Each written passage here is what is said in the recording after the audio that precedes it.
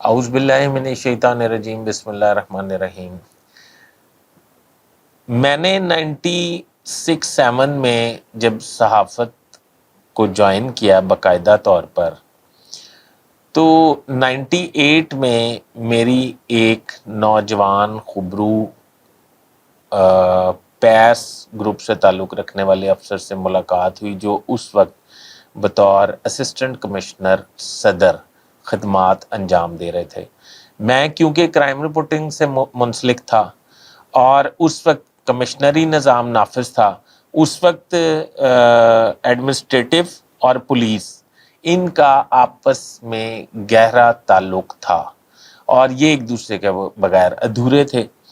Crime reporting سے منسلک ہونے کی وجہ سے لائن آرڈر ڈیوٹی پہ بھی مجھے کور کرنے جانا پڑتا تھا۔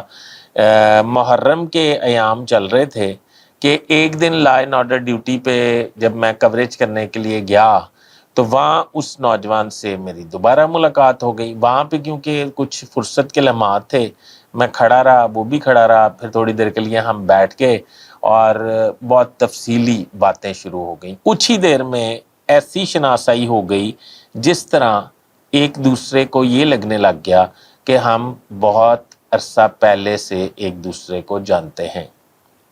ناظرین، وہ شناسائی شروع ہوئی اور پھر وقت جو ہے وہ تیزی سے گزرتا گیا، اتنی تیزی سے گزرا کہ کچھ پتہ ہی نہ لگا۔ اور اس افسر کا نام جناب، آپ سمجھ رہے ہوں گے، جن لوگوں کو تھوڑی مطلب بیوروکریسی کے بارے میں کچھ سمجھ ہے، اس افسر کا نام عبداللہ خان سنبل تھا۔ عبداللہ خان سنبل نہ صرف وضاحت سے ایک خوبصورت آدمی تھا، بلکہ اس کا انر بھی اس کی شکل سے زیادہ خوبصورت تھا۔ عبداللہ سنبل پورے کیریئر میں نہ اس پہ کوئی کرپشن کا داغ لگا، نہ وہ کسی کے ساتھ بائسڈ ہوا، نہ ہی کسی کے ساتھ اس نے کوئی انتقامی کارروائی کی، نہ ہی کسی کو اس نے اپنے پورے کیریئر میں نقصان پہنچایا۔ عبداللہ سنبل سے وہ دوستی جو ہے وہ گہری ہوتی چلی گئی، اور اس وقت جب وہ آ کے chairman P N D, secretary finance, secretary information اور چیف سیکرٹری کے عہدوں کو تیزی سے عبور کر رہا تھا اور ان پر فائز تھا، اس وقت ملاقاتیں جو ہیں وہ بہت طویل ہو جاتی تھیں ان سے۔ اب میں آپ کو ان کی زندگی کا ایک اہم واقعہ سناؤں گا جس کے لیے میں نے یہ تہمید باندھی ہے۔ وہ اہم واقعہ یہ ہے کہ ان کے والد، جو خود ایک منجھے ہوئے اور مایہ ناز اور تجربہ کار اور ملک کی محبت سے سرشار بیوروکریٹ رہ چکے ہیں، وہ بطور چیف سیکرٹری تو تعینات نہیں ہو سکے تھے۔ اس کی بھی ایک بنیادی وجہ تھی، ان کی وزاداری ان کی ایک وجہ تھی۔ تو اس کو میں ابھی ڈسکس نہیں کروں گا، میں آئندہ زندگی میں جتنی دیر تک ہوں میں اس پہ بات کرتا رہوں گا، تو میں آپ کو ان کی زندگی کے بہت سارے پہلو بھی بتاؤں گا۔ ایک تو وہ جو ہیں، ان کی ٹریننگ عبداللہ سنبل میں جھلکتی تھی۔ عبداللہ سنبل کے ایک بھائی تھے بڑے، جو اس وقت امریکہ میں ہیں، جو ایڈمنسٹریٹو سروس میں کمپٹیشن کا ایگزام دے کے بھرتی ہوئے تھے۔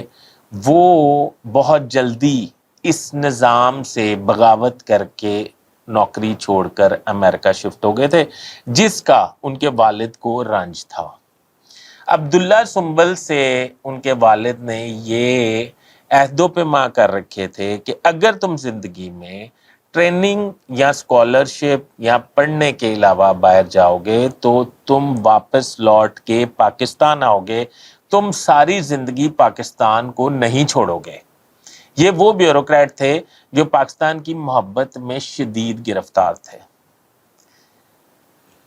تو اب آپ کو پتہ ہے کہ عبداللہ سنبل جو ہیں، کیونکہ وہ ایک خاندانی روایات کے مالک، اقدار کے مالک اور بہت وفادار آدمی تھے، وہ عام آدمی کو ناراض نہیں کرتے تھے، وہ عام آدمی کی جو ہے دل آزاری نہیں کرتے تھے، تو اپنے والد کی دل آزاری کس طرح کر سکتے تھے؟ تو عبداللہ سنبل نے اپنے والد کی نہ دل آزاری کی، نہ ان سے وعدہ خلافی کی، اور انہوں نے دنیا چھوڑ دی، ملک نہیں چھوڑا۔ آج دل بہت دکھی ہے، میں ان کو بہت مس کر رہا ہوں۔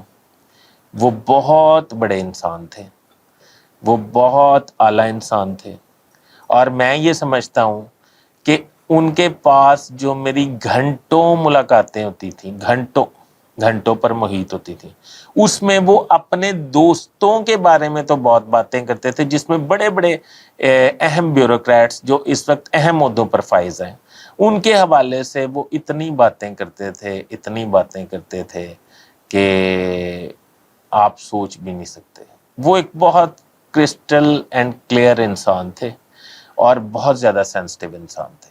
جو لوگ انہیں جانتے ہیں وہ اس بات کو جانتے ہیں، جو لوگ ان کو جانتے ہیں، میں سمجھتا ہوں کہ ان کے لیے وہ ایک ولی اللہ کا درجہ رکھتے تھے، کیونکہ ان کی عادات، ان کے اخلاق، ان کی اقدار اور ان کے حالات، ان سب کو اگر مد نظر رکھا جائے تو میں یہ سمجھتا ہوں کہ میں ان کے بارے میں ٹھیک سے کہہ رہا ہوں، کچھ کم کہہ رہا ہوں، اس سے بہت زیادہ کے لیے وہ ڈیزرونگ تھے۔ کسی دن میں پروگرام کروں گا اور لکھوں گا بھی انشاءاللہ کہ جو وہ اپنے دوستوں کے بارے میں رائے رکھتے تھے یا خیالات رکھتے تھے، اور کن دوستوں کے بارے میں کیا خیالات رکھتے تھے، یہ ضرور لکھوں گا۔ آج وہ اس دنیا میں نہیں ہے، اللہ تعالیٰ انہیں جنت الفردوس میں بلند درجہ اعلیٰ مقام عطا فرمائے۔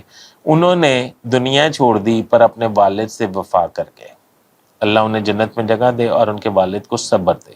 آپ لوگ بھی ان کے لیے دعا کیجئے گا انشاءاللہ۔ مجھے فیصل ادریس بٹ کو اجازت دیجیے، آج بڑا دکھی ہوں، میرے لیے بھی دعا کیجیے گا۔ اللہ حافظ۔